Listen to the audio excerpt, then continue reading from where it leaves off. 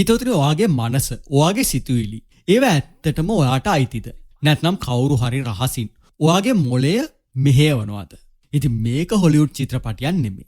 CIA ආයතනයේ දශක ගණනාවක් ලෝකෙන් වසන් කළ අතිශය බියකරු සත්‍යයක්. කතාව පටන් ගන්නේ 1953 දී. සීතල යුද්ධයේ උච්චතම අවස්ථාව තිබුණ කාලේ. ඇමරිකාව බය වුණා සෝවියට් දේශයේ සතුව මොළේ සේදීම කියන්නේ බ්‍රේන් වොෂ් කරන රහස් තාක්ෂණයක් තියෙනවා කියලා. මේකට පිළිතුරක් විදියට තමයි ප්‍රොජෙක්ට් MK අල්ට්‍රා උපත ලබන්නේ. CIA අධ්‍යක්ෂක ඇලන් ඩලස් මේ ව්‍යාපෘති අනුමත කරන්නේ එකම එක අරමුණකින්. ඒ තමයි මිනිස් මනස මුළුමනින්ම මකලා දමලා දුරස්තව ඉඳන් හරි මිනිස්සු රූකඩ වගේ පාලනය කරන්නේ කොහොමද කියන එක අත්හදා බලන්න. ඉතින් මේ බියකරු බිහිසුණු වැඩේ බාර වුණේ රසායන විද්‍යාඥ සිඩ්නි ගොට්ලිබ්ට. සිඩ්නිට සාමාන්‍ය ජනතාව පෙනුනේ පරීක්ෂණාගාර මීයන් විදිහට.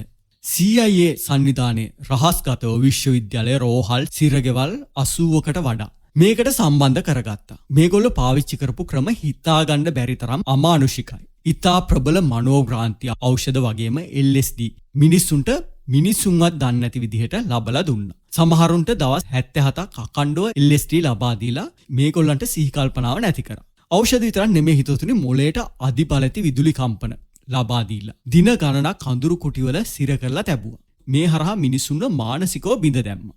මේකේ තියෙන තවත් පිළිකුල් සහගත කොටසක් තමයි ඔපරේෂන් මිඩ්නයිට් ක්ලයිමැක්ස්. CIA එක ගණිකාවන් යොදාගෙන සාමාන්‍ය මිනිස්සු රහස්ගතව තමන්ගේ පර්යේෂණාගාරවලට ගෙන්න ගත්තා. ඒ මිනිස්සුන්ගේ බීම් වලට LSD මිශ්‍ර කළා. පාර දෘශ්‍ය නොවන කණ්ණාඩි, ඒ කියන්නේ 2-way mirrors වල පිටුපසින් ඉඳන් මේගොල්ලන්ගේ හැසිරීම නිරීක්ෂණය කරා. ඉතින් වසර 20ක් තරම් රහස්ගතව තිබුණු මේ දරුණු ව්‍යාපෘතිය 1973 දී වෝටර්ගේට් කුමන්ත්‍රණයත් එක්ක එළියට එයි කියලා CIA සංවිධානය බිය වුණා. මේගොල්ලෝ MK අල්ට්‍රා වලට අදාළ හැම ලිපිගොනුවක්ම විනාශ කරා. හැබැයි වාසනාවකට වගේ මුල්‍ය අංශයේ තිබුණු ලිපිගොනු කීපයක් ඉතුරු වෙලා තිබුණා. ඒ ඉතුරු වුණු ලිපිගොනු වලින් තමයි ලෝකය දැනගත්තේ තමන්ගේම රටේ බුද්ධි අංශ තමන්ටම එරෙහිව සාමාන්‍ය පුරවැසියෝ බා ගන්නවා කියලා. හැබැයි අද කියන CIA එක මේ ව්‍යාපෘතිය නතර කරා කියලා. ඒත් ඇත්තටම ඒක නතර වුණාද?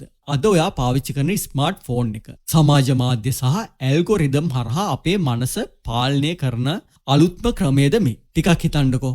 ඔයාගේ මනස ඇත්තටම තවමත් ඔයා කියන දේද කරන්නේ. ඔයාට අවශ්‍ය දේද වෙන්නේ. ඉතින් මේ ගැන සම්පූර්ණ විද්‍යානුකූලව විස්තරය මීඩියම් YouTube channel එකේ අපි කතා කරලා තිනවා. ඔයාට පුළුවන් මීඩියම් YouTube channel එකට ඇවිල්ලා සම්පූර්ණ විස්තරය බලන්න. ඉතින් මේ වගේ ඔයාට අවශ්‍ය දේවල් අපි කතා කරමු. එහෙනම් අපේ YouTube channel එක subscribe කරලා bell icon එකත් click කරලා අපිත් එක්ක දිගටම රැඳිලා ඉන්න.